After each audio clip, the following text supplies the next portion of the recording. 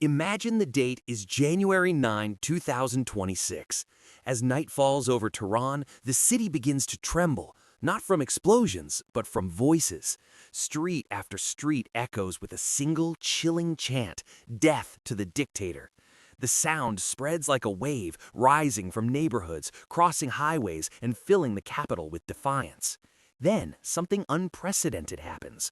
Within hours, nearly 90 million people vanish from the digital world. Phone signals drop, internet connections collapse, screens go dark. Iran is suddenly silent, at least online. But while the country disconnects, the outside world watches closely. On social media platforms beyond Iran's borders, a startling image begins to spread. The flag of the Islamic Republic is quietly replaced by a symbol from another era, the lion and sun. For some, it's nostalgia. For others, it's a warning. Is this the sign of a leaderless, spontaneous uprising fueled by years of pressure and frustration, or is it something far more calculated? Analysts begin asking uncomfortable questions. Was this blackout a desperate act of control or a move anticipated decades ago? Whispers emerge about long-term planning, dormant networks, and a blueprint written nearly 40 years earlier, waiting for the right moment.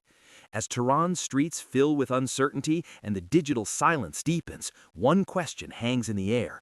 Are we witnessing the birth of a revolution or the activation of a plan the world was never meant to see? The next day, something unusual happens thousands of miles away. At a civilian airport in Los Angeles, an aircraft few people ever expect to see touches down quietly on the runway. It's not a commercial jet. It's the E-4B Nightwatch, often called the Doomsday Plane. Built to survive a nuclear war, this flying command center is designed to keep the U.S. government operational even if everything on the ground is destroyed. Its arrival is not random, and it is not routine. This aircraft doesn't land in public view without a reason. The E-4B is equipped to command global military forces, manage nuclear communications, and operate independently for days. When it moves, strategists pay attention. Officials may call it precautionary, but history suggests otherwise. This isn't just a drill, it's a signal. A message sent without words, meant to be noticed by those who know what it means. To understand why this matters, we have to rewind the clock more than 4 decades. Back to 1982, back to a little-known strategic document that rarely appears in mainstream discussions, yet continues to surface during moments of regional chaos. It's known as the Oded-Yinon Plan, a controversial blueprint that analyzed how instability in the Middle East could reshape power structures over generations. As Tehran simmers, digital silence spreads, and symbols from the past resurface, the appearance of the Doomsday Plane raises a chilling question. Are today's events unfolding spontaneously, or are they aligning with strategies envisioned long before this moment ever arrived? What if the chaos we see isn't random at all? For decades, analysts across the Middle East have pointed to a controversial idea, often called the Greater Israel Blueprint, a strategic vision not defined by borders on paper, but by the weakening of neighboring states. The logic is stark. Strong, unified Arab nations are unpredictable. Fractured states are manageable. Look at the timeline. In 2003, Iraq, once a regional heavyweight, collapsed into sectarian divisions after invasion. In 2011, Libya disintegrated into rival militias, never recovering a central authority. By 2024, Syria exists in fragments, carved into zones of influence after more than a decade of war. Each case different, each outcome similar. Now attention turns to Iran, the last large centralized power openly challenging Israel's regional dominance. Supporters of this theory argue the goal isn't conquest, but containment through collapse, breaking states into ethnic, religious, and political enclaves incapable of coordinated resistance. Israeli Prime Minister Benjamin Netanyahu has repeatedly described Israel's survival as a historic and spiritual mission, invoking ancient geography and existential threats. Critics interpret this rhetoric as echoing an older vision, one stretching symbolically from the Nile to the Euphrates. Whether doctrine or metaphor, one reality is undeniable. As states fall apart, the regional balance shifts, and Iran now stands at the center of that question. Is this coincidence or design? What happens when a power built on alliances suddenly stands alone? By 2026, Iran's regional network, once called the Axis of Resistance, is no longer the shield it used to be. One by one, its outer layers have been stripped away. In Lebanon and Gaza, the leadership structures of Hezbollah and Hamas have been repeatedly targeted, leaving organizations intact but strategically weakened. Experienced commanders are gone, communication chains fractured. What remains is resistance, but without cohesion. To the west, an even bigger blow lands. In 2024, the Assad regime collapses, ending Iran's most critical strategic corridor. For years, Syria was the land bridge, the route that connected Tehran to Hezbollah, weapons transfers, logistics, and regional influence. With Damascus no longer aligned, that bridge disappears overnight. Iran is now geographically boxed in. But the pressure doesn't stop at borders. Inside Iran, a quieter crisis is unfolding, one that missiles can't deter. Water reserves are vanishing. Experts warn Tehran is approaching day zero, the point where taps simply stop running. Reservoirs shrink, groundwater collapses, cities grow restless. A nation facing isolation abroad and scarcity at home becomes harder to govern and easier to provoke. This is the moment strategists watch closely, because history shows that when alliances fall, supply lines vanish, and basic resources run out, states don't always collapse quietly. Sometimes they lash out, and sometimes that reaction reshapes entire regions. The question now isn't whether Iran is under pressure, it's how long before pressure turns into something else. When currencies collapse, governments don't fall immediately. Societies do. By 2026, Iran's economy is no longer under pressure, it is unraveling. The Iranian rial, once a symbol of post-revolutionary independence, has lost nearly 20,000 times its value since 1979. Today, a single US dollar trades for over 1 million rials on the open market.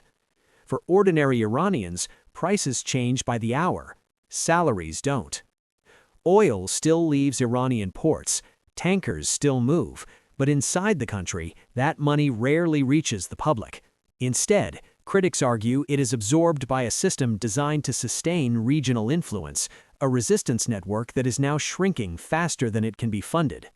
As purchasing power disappears, patience follows. Across Iranian cities, protests re-emerge, quieter than revolutions, but seen everywhere.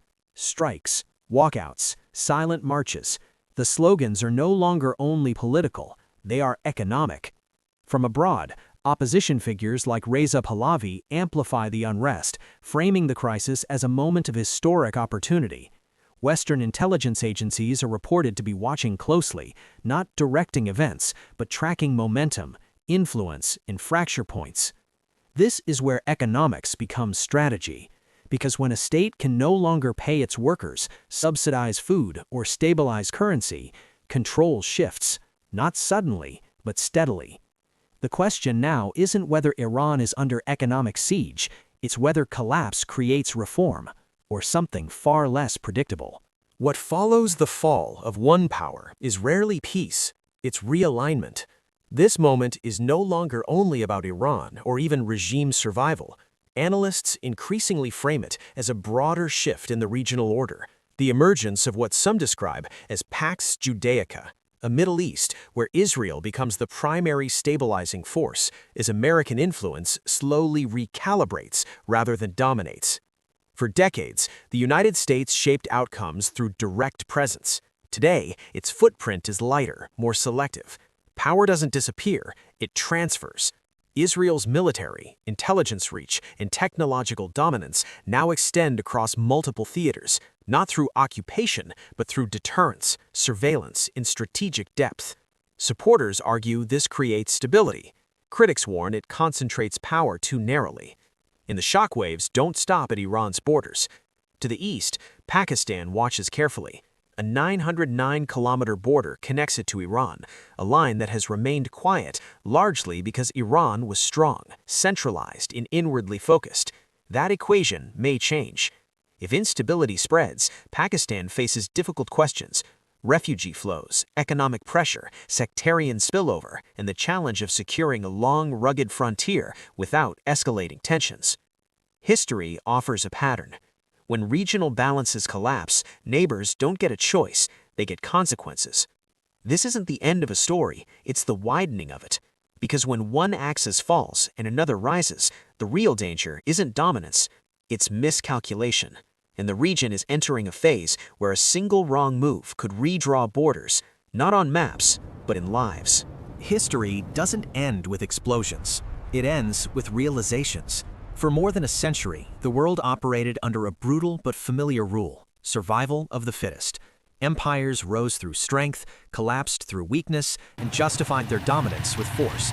From colonial borders drawn in 1897 to mandates imposed after World War I, the Middle East has lived inside plans written by others. But something is changing.